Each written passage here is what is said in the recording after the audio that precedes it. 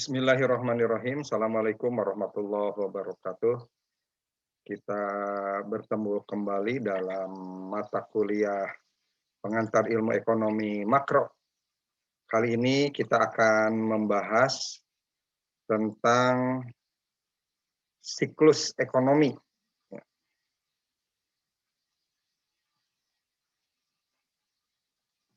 Ya. Berbicara tentang siklus ekonomi atau naik turunnya kondisi ekonomi, konjungtur, kita pahami bahwa siklus ekonomi merupakan periode naik turunnya perekonomian satu negara. Naik turunnya ekonomi satu negara ditandai oleh pertumbuhan, setiap periode ada kenaikan, dan ada juga kondisi di mana satu saat menurun. Yang kedua, titik puncak, titik paling tinggi pertumbuhan. Yang ketiga, titik penurunan, ada gejala ekonomi yang goyang, atau yang terakhir adalah titik terendah. Ini menandakan terjadinya krisis. Siklus ekonomi dibagi dalam 3 kondisi siklus, yaitu siklus jangka pendek 40 bulanan, siklus jangka menengah 7-11 tahun, dan siklus jangka panjang pengulangannya ditemukan dan diterapkan teknologi baru. Siklus jangka pendek dipengaruhi oleh faktor alamiah, matahari, curah hujan, kekuatan angin, adat istiadat, dan lain-lain. Lalu kalau siklus jangka menengah, misalkan di Inggris setiap 11 tahun sekali ada gangguan bintik merah yang merubah cuaca. Selanjutnya, siklus ekonomi, kapan Indonesia memiliki puncak ekonomi yang besar dan kapan Indonesia mengalami penurunan yang sangat drastis. Kondisi ini dipengaruhi oleh inflasi dan pengangguran, di mana di sini inflasi dilihat dari adanya kenaikan harga yang bersifat umum dan terus-menerus dengan kisaran aman inflasi antara 5 sampai 10% atau diistilahkan masih di bawah 2 digit. Ya. Apa dampak negatif inflasi itu sendiri? Ya.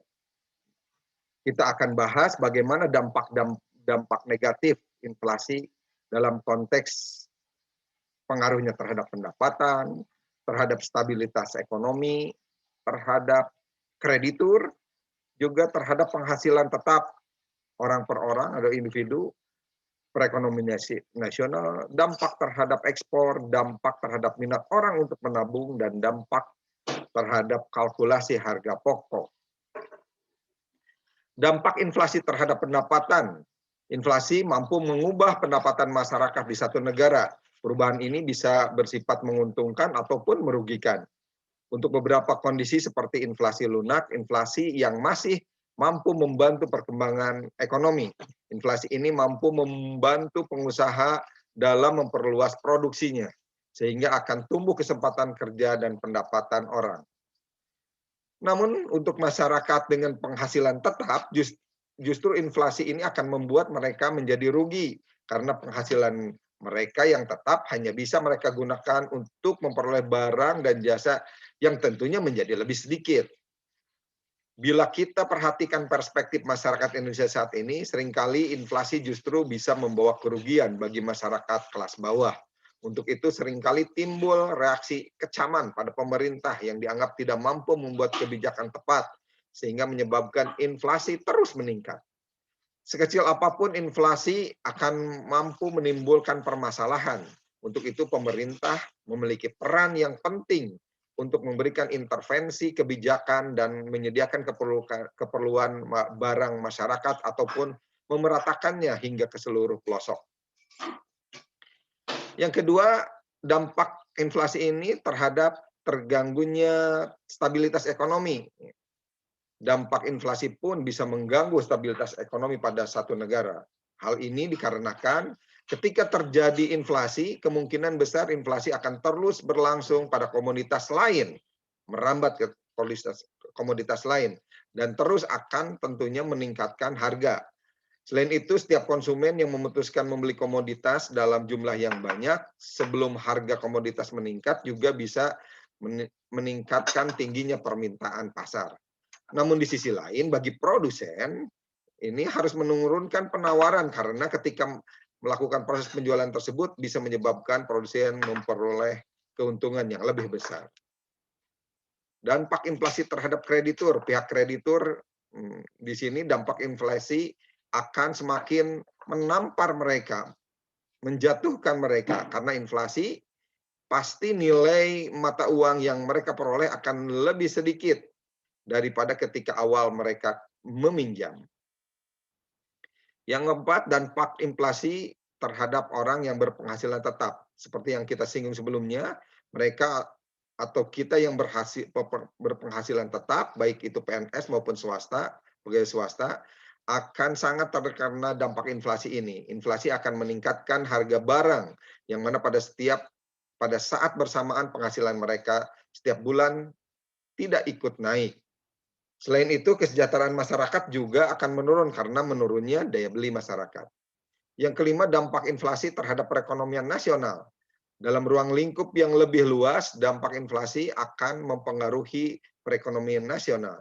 Dari sudut pandang pihak pemerintah, inflasi memang dianggap menguntungkan untuk mereka yang mempunyai tingkat pendapatan yang lebih besar daripada laju inflasi yang sedang terjadi.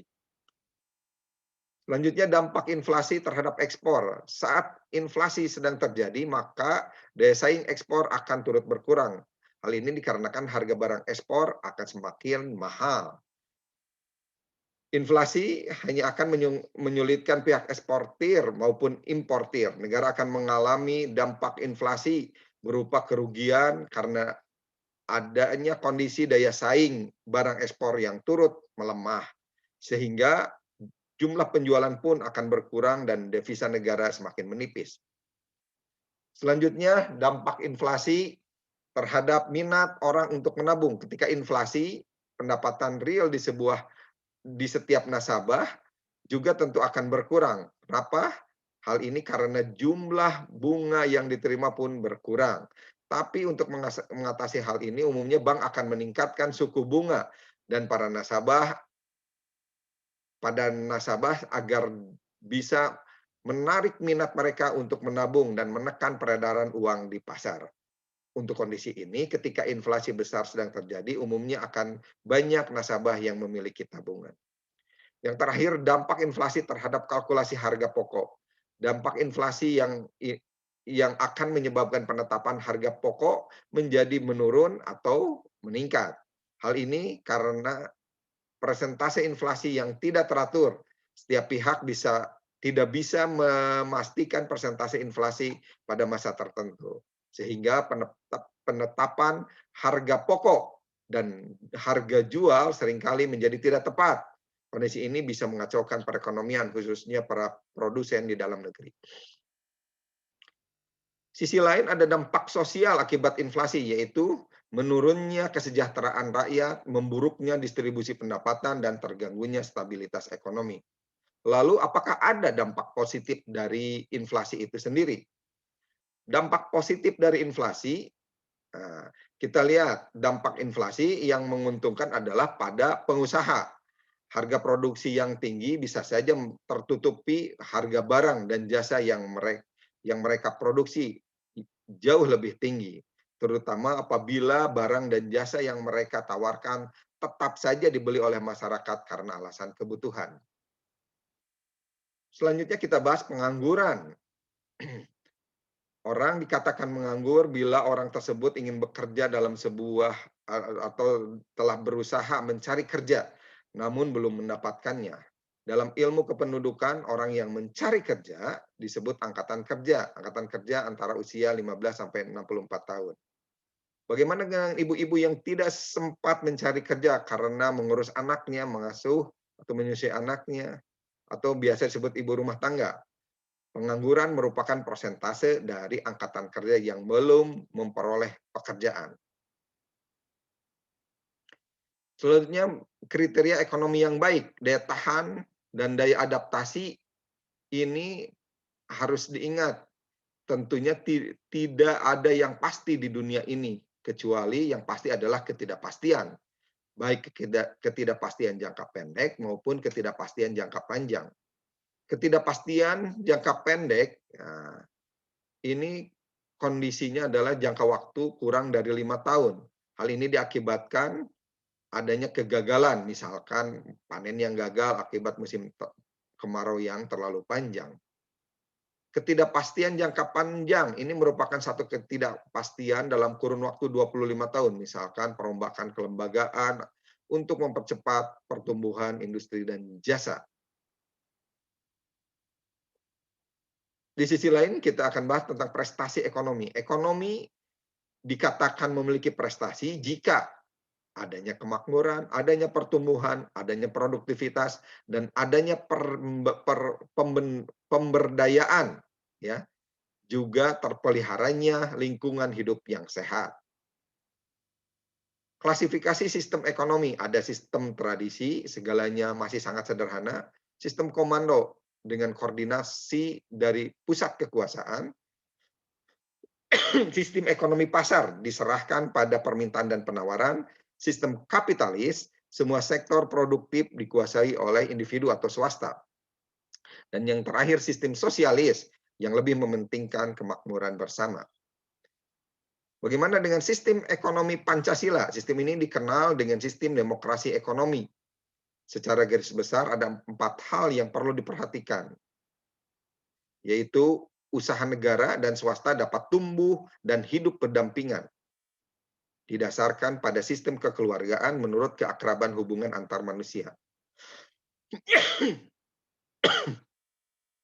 Lalu pada sistem ekonomi Pancasila yang ketiga juga masyarakat memiliki peranan yang sangat penting dan negara menguasai bumi, air, dan kekayaan alam yang terkandung di dalamnya. Selanjutnya kita akan bahas tentang konjungtur. Ini adalah satu kenyataan yang berlaku bahwa dalam perekonomian menunjukkan kegiatan ekonomi yang tidak berkembang secara teratur, tetapi mengalami kenaikan atau kemunduran yang selalu berubah-ubah dari waktu ke waktu. Gambaran atau grafik mengenai konjungtur adalah satu grafik yang menunjukkan perubahan pendapatan nasional dan kegiatan ekonomi dari waktu ke waktu. Perekonomian tidak selalu berkembang secara teratur dari satu periode ke periode lainnya. Ia selalu mengalami siklus naik dan turun. Ada kalanya kegiatan perekonomian berkembang dengan sangat pesat sehingga menimbulkan kenaikan harga-harga. Pada periode lain perekonomian mengalami pelambatan dalam perkembangannya dan ada kalanya juga merosot, disertai oleh kondisi berada di tingkat yang lebih rendah dari periode sebelumnya. Pergerakan naik turun kegiatan perusahaan-perusahaan di dalam jangka panjang dinamakan konjungtur atau siklus kegiatan perusahaan. Ini dipahami sebagai satu siklus dalam satu periode konjungtur yang berbeda dengan siklus periode yang lain. Namun demikian sifat-sifat dasar dari setiap siklus adalah sama.